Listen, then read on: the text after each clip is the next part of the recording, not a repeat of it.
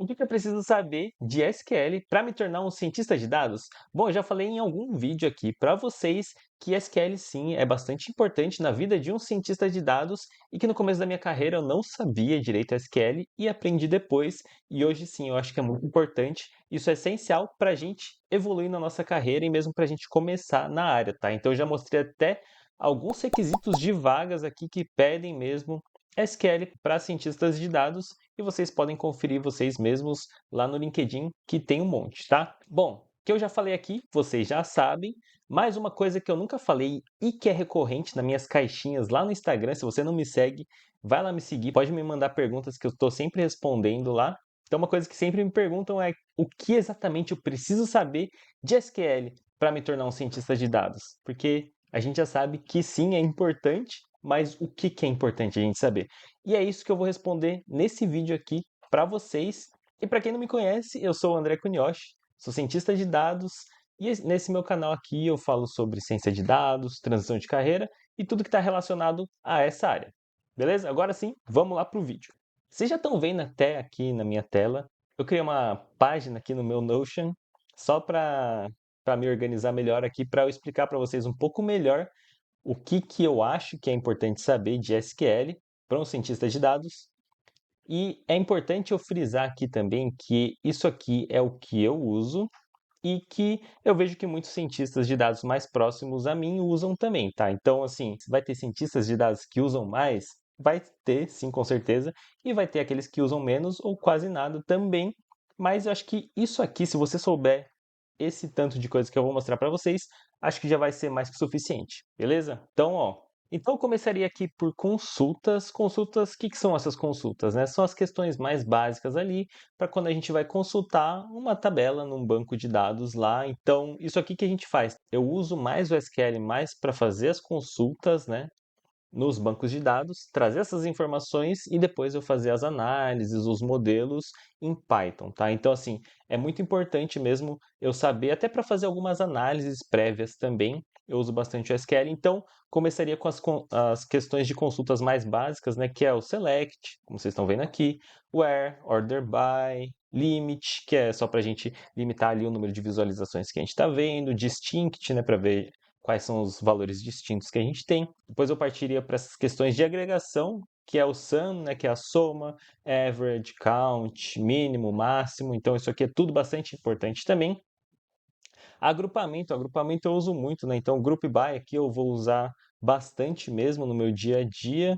Filtros, né? Então o where, como eu já falei lá em cima, o having, né? Então quando você usa um, quando você usa outro, né? Tem a ver com o group by aqui também. Os joins são muito importantes porque você vai ter várias tabelas em vários lugares diferentes, vai ter uma chave que vai ligar elas, e aí você vai precisar fazer os joins ali para fazer as suas análises. Subqueries e CTS, eu acho que isso aqui é bastante importante também, é saber a diferença dos dois e quando usar um, quando usar o outro, quando um é melhor que o outro.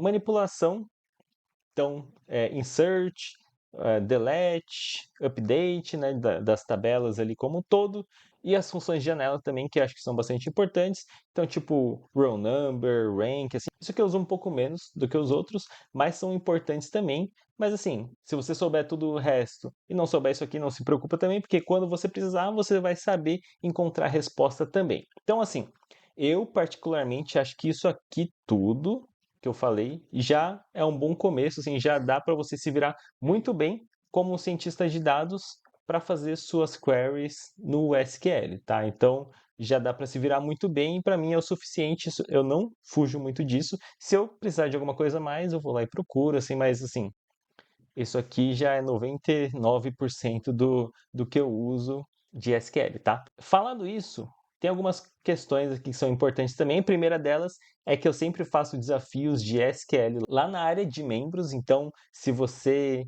ainda não é um membro, considere ser, porque eu sempre trago conteúdos exclusivos lá para os membros, pelo menos um por semana, sempre estou trazendo, e eu sempre trago alguns desafios de SQL que eu resolvo mesmo. Eu vou lá e faço o desafio aqui e vou explicando como é que eu vou fazer.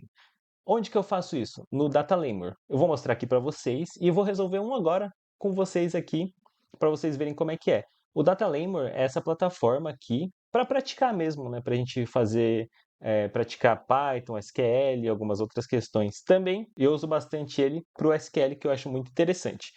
Vou entrar aqui, ó, daí ele tem várias questões aqui, eu vou entrar em uma delas, e é muito legal porque você pode fazer a programação aqui nessa plataforma mesmo. Então ele te dá aqui na minha esquerda, que vocês estão vendo, ele tem um problema aqui e pede para você resolver, e aqui na direita a gente faz a query, né? A gente programa mesmo. Então, nesse aqui ele dá uma tabela, que é essa tabela aqui que vocês já estão vendo aqui na direita.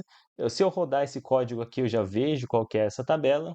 E aqui, nesse problema, ele está me falando o seguinte: escreva uma query para listar os candidatos que possuem todos os requisitos para aquele trabalho lá, né? E quais são esses requisitos que eles pedem, né? Python, Tableau e PostgreSQL. Então, isso aqui é aí uma coisa que ele pede também é para fazer o sort de output, para fazer a ordenação do output pelo número do ID do candidato, tá? Então, eu tenho essa tabela aqui que ele me deu, e aí eu quero achar os candidatos que eles sejam proficientes nas três, tá? Tanto em Python, Tableau e PostgreSQL. Então, e aqui como é que eu vou começar fazendo isso aqui? Eu vou primeiro começar ajustando aqui a minha query para eu deixá-la mais organizada, e aí depois ele quer como output só o número do candidato, né? Então, eu vou trazer aqui só o candidate ID aqui e from candidates, e aí eu posso fazer o seguinte, where, que é uma condição, né,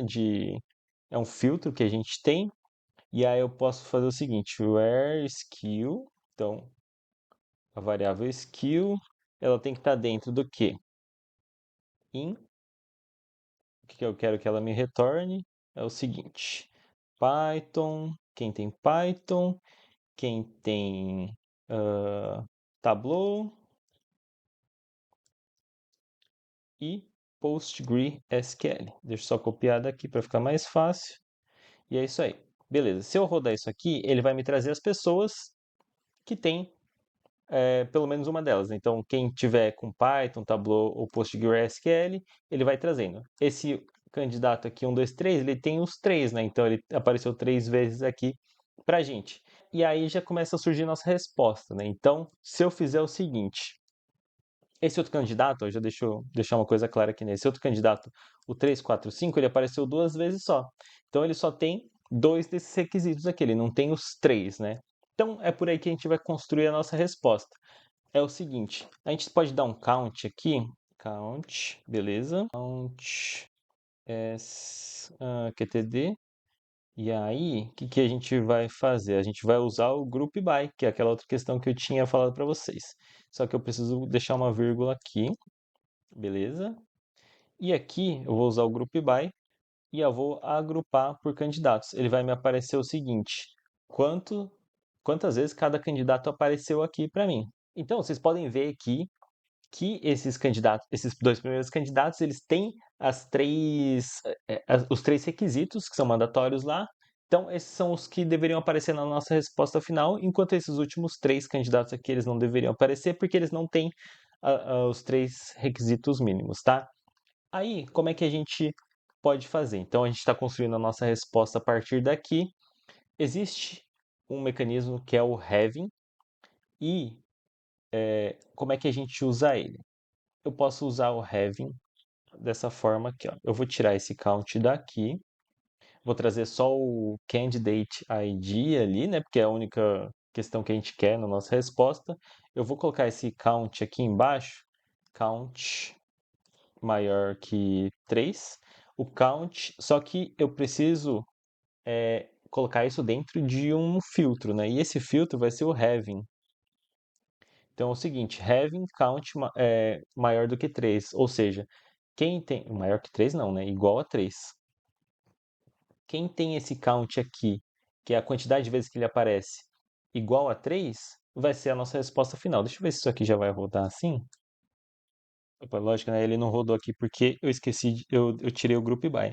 Porque eu preciso continuar deixando o group by aqui, porque assim, a gente está agrupando por candidato e depois está contando quantas vezes cada candidato aparece, né? Então, é isso aqui, eu tinha substituído o group by pelo having, mas não, o group by tem que continuar lá, tá, gente? Então é o seguinte, ó, o group by continuou aqui, ele agrupou, e aí eu estou contando quantas vezes aparece cada um, e aqui é o seguinte, o having ele tem que ser usado depois do group by, porque daí ele vai fazer a contagem depois, tá? Então é isso. Apareceu esses dois aqui. Eles já estão na ordem crescente, mas foi por sorte aqui, porque se tivesse aparecido em alguma outra ordem, eu não estou ordenando, tá? Então eu posso fazer o seguinte, order by candidate ID. Só mais por preciosismo mesmo. E aqui, depois que eu vejo que deu certinho, né, que era a resposta que a gente esperava, eu posso fazer um submit e aí ele vai testar. E aí a plataforma aqui fala se a gente acertou ou se não. A gente, nesse caso aqui, a gente acertou, então era essa mesmo a solução que eles queriam, beleza? Bom, falei bastante já aqui para vocês, trouxe até um desafio de SQL, que é coisa que eu quase não faço aqui. Se vocês quiserem ver mais questões de SQL, lá na área de membros, eu já estou fazendo alguns desafios de nível médio. Esse aqui foi um de nível fácil e lá eu estou evoluindo com o pessoal, beleza? Então, para quem se interessou, só clicar aqui embaixo no botão de Seja Membro e até a próxima e tchau!